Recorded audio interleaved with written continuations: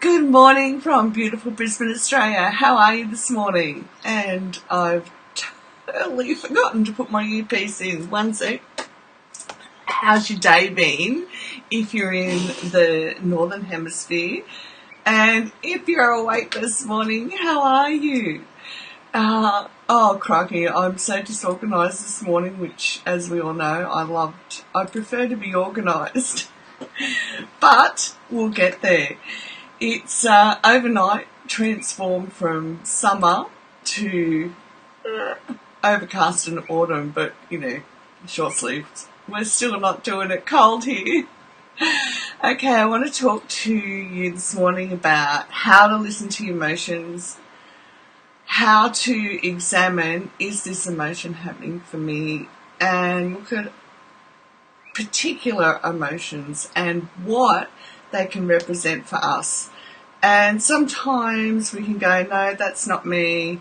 And other times, as we unpack the layers as we go through our life, because we begin to notice that there are things we're holding on to that we didn't even know were there as we continue to grow. And one of the first things we do is I like to, not all the time, but I like to look at emotions as any energy in motion, and this is why. When you walk into a room and somebody's angry, you can tell that they're angry without them saying a word. Or if you walk into a room and somebody's really happy, they don't have to say a word, and you know. And it's because the energy of what they're feeling on the inside impacts you. You can feel it. It's in the air. There's that vibe there.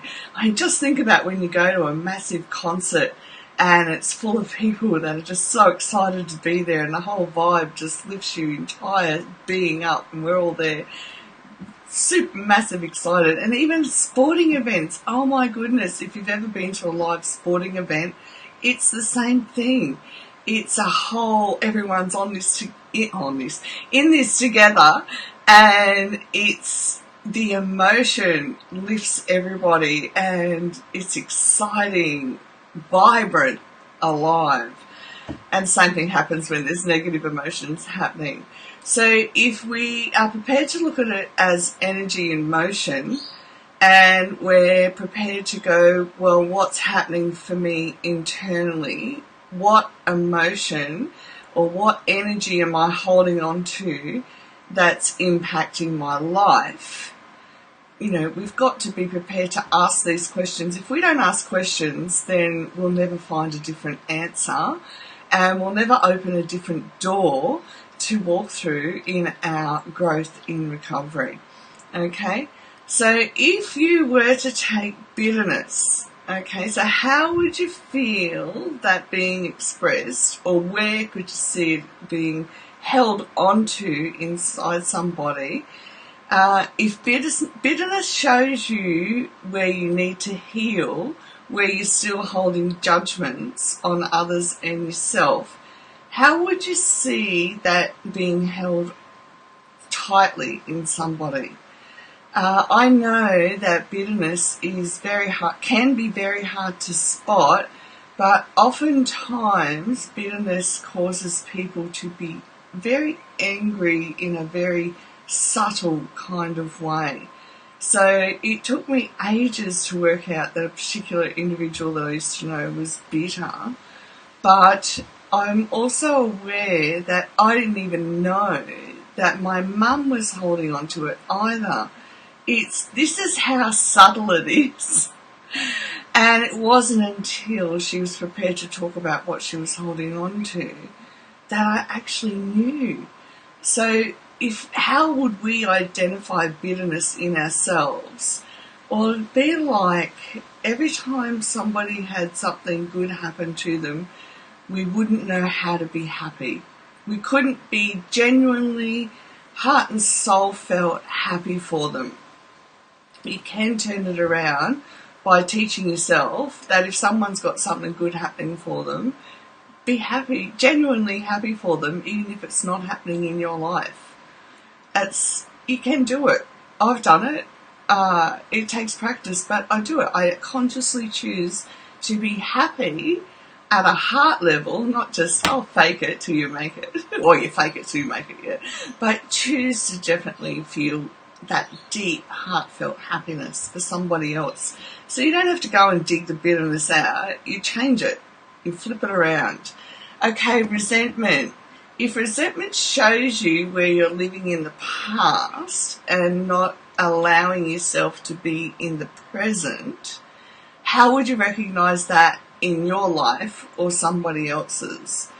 Would you, if you were listening to somebody talk and they were always bringing up the past again and again and again and again, like, you know, for those of us who remember records, like a cracked record, is that what they'd sound like? Would you think that they had resentment? And if you listen to the words that you're speaking, the question then becomes, am I repeating my past? And am I repeating the same fact over and over and over again? Now, how are we going to let go of resentment? Well, you've got to learn to live in today.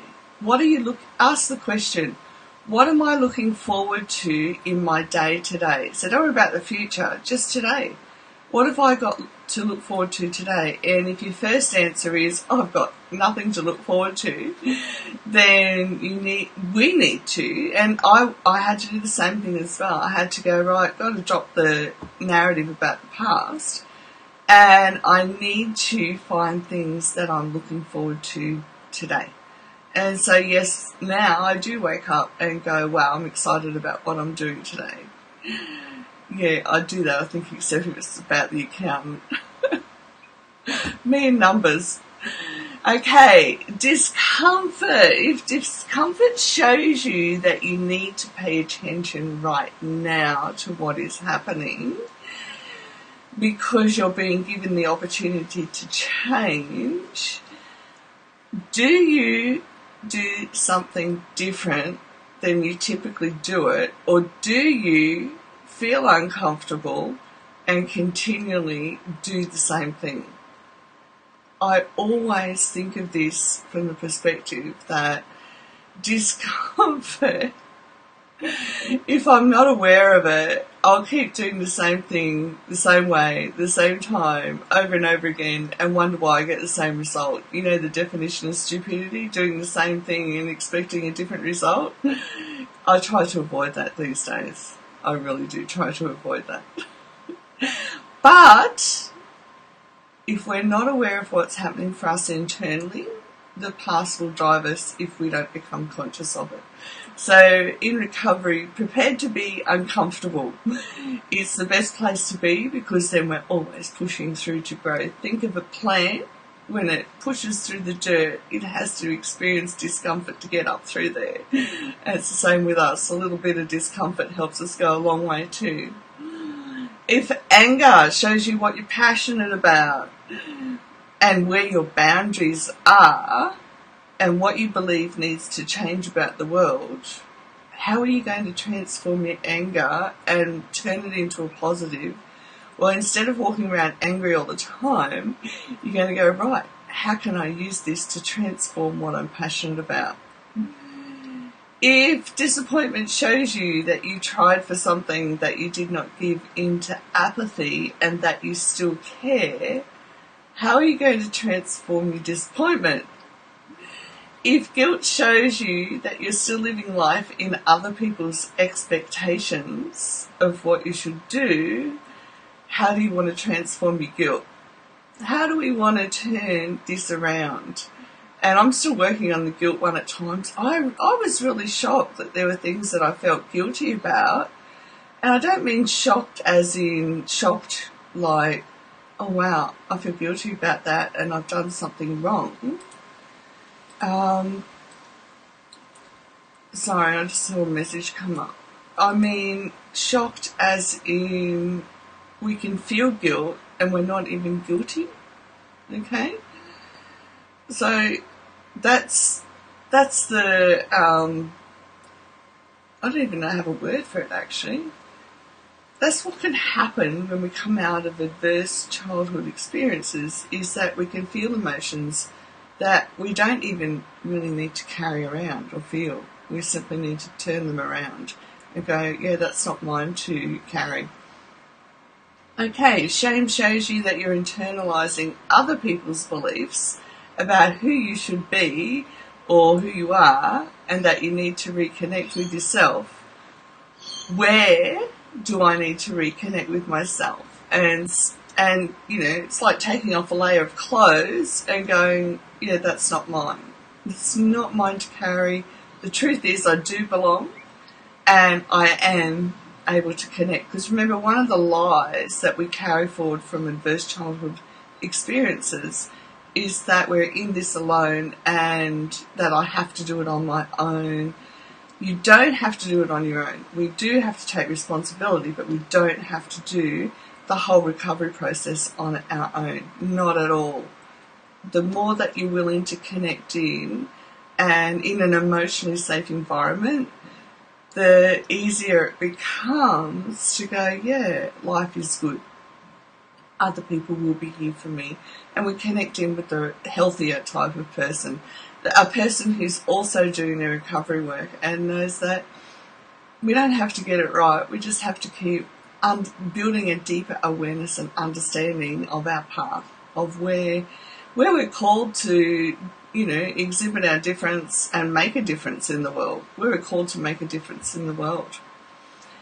If anxiety shows you that you need to wake up right now and that you need to be present and that you're stuck in the past and living in fear of the future, where can you take off the fear of the future and go, okay, I'm going to start planning my future. And even if it triggers anxiety, I'm still going to start planning and believing that I have a future. What area of your life do you want to do that in? And if sadness shows you the depth of your emotions, the depth of your care for others and this world, where are you going to put that depth of caring into action? Now, I know I've left you with a lot of questions, and that's okay. Questions are a good thing. They're meant to be mulled over. They're meant to be talked about.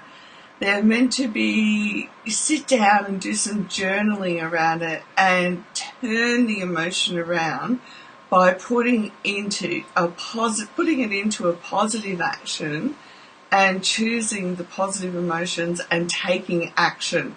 Okay, we can't just think a positive emotion. It's pointless. It drops into a bottomless pit and goes nowhere.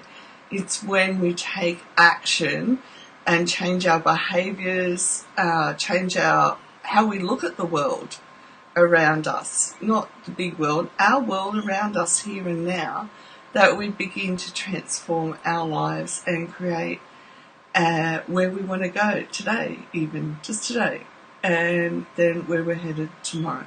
Okay, I hope all the questions help you and give you some insight in, or give you a challenge to start looking at how you can change your immediate world around you.